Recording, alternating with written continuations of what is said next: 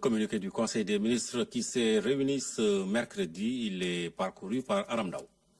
Le président de la République, son Excellence, M. Macky Sall, a présidé le mercredi 29 janvier 2020 le Conseil des ministres au Palais de la République. Le chef de l'État a, à l'entame de sa communication, évoqué la tenue le 24 janvier 2020 sous sa présidence du Conseil présidentiel de validation du nouveau plan national d'aménagement et de développement territorial, PNDAT.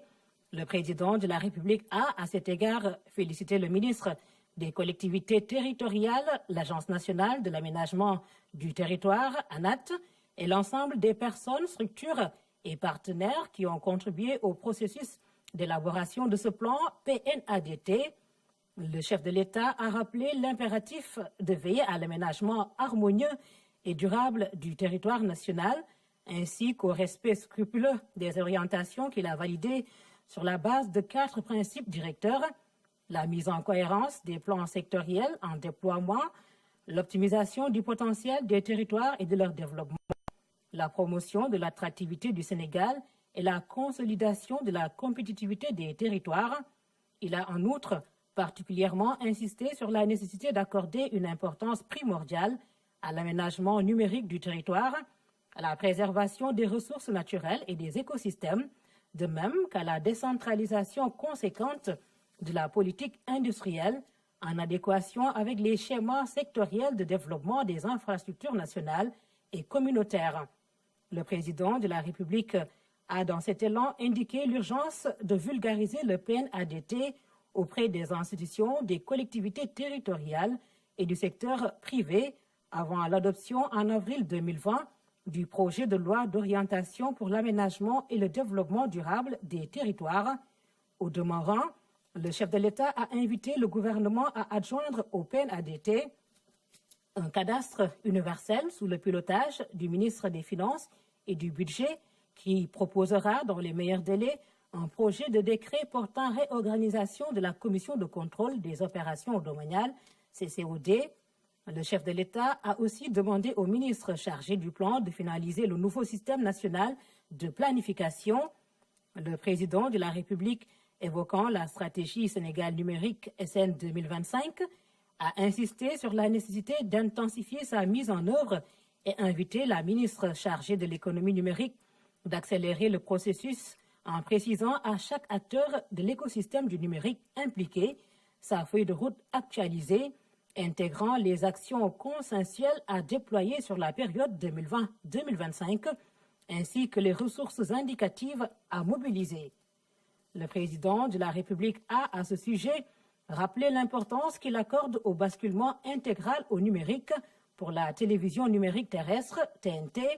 durant le premier semestre 2020 et à l'intensification de l'intégration du digital dans le système éducatif afin d'accélérer le développement, l'intelligence artificielle et de l'économie de la connaissance.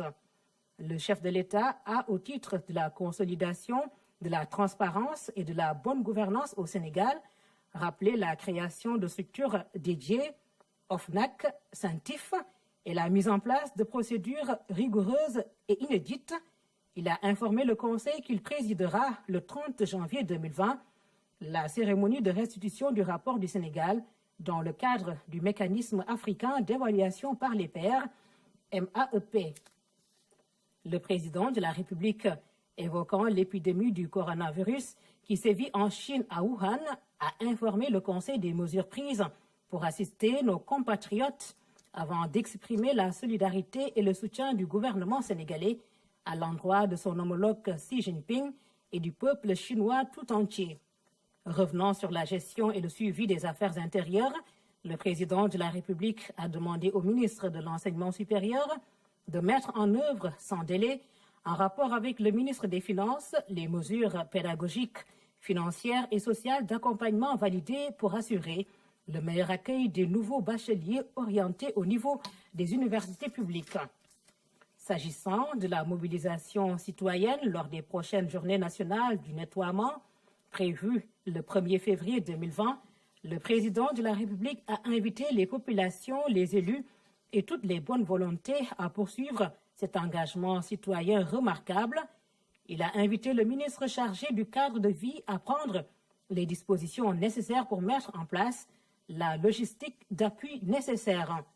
Le chef de l'État a clos sa communication sur le suivi de la coopération et des partenariats. À ce sujet, il est revenu sur le dynamisme international du secteur privé national et le développement des partenariats gagnant-gagnant. À ce titre, il a informé des résultats du Forum sénégalo-turc qu'il a co-présidé le 28 janvier avec le président Erdogan en visite au Sénégal, notamment les 7 accords signés venant compléter le cadre juridique des relations sénégalo-turques dans divers domaines de la culture, de l'éducation, du sport, de la diaspora, de la gestion des catastrophes et des archives nationales. Le chef de l'État a enfin évoqué le développement des partenariats avec le secteur privé allemand suite à sa visite à Berlin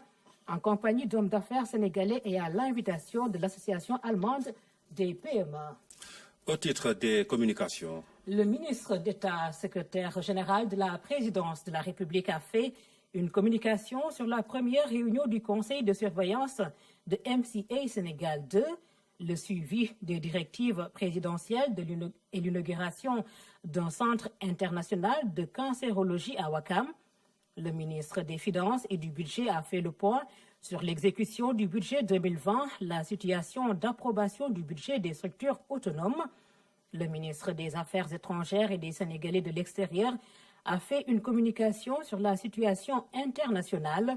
Le ministre de l'Agriculture et de l'Équipement rural a fait le point sur le déroulement de la campagne de commercialisation arachidière et de la campagne horticole. Le ministre de l'Économie, du Plan et de la Coopération a fait une communication sur le cadre des partenariats publics-privés. Le ministre en charge du suivi du plan Sénégal émergent a fait le point sur l'état d'avancement des projets prioritaires et a rendu compte de la réunion tenue le 25 janvier 2020 avec le G7 et les ministres sectoriels aux fins d'une année scolaire apaisée. Au titre des textes législatifs et réglementaires, le Conseil a examiné et adopté le projet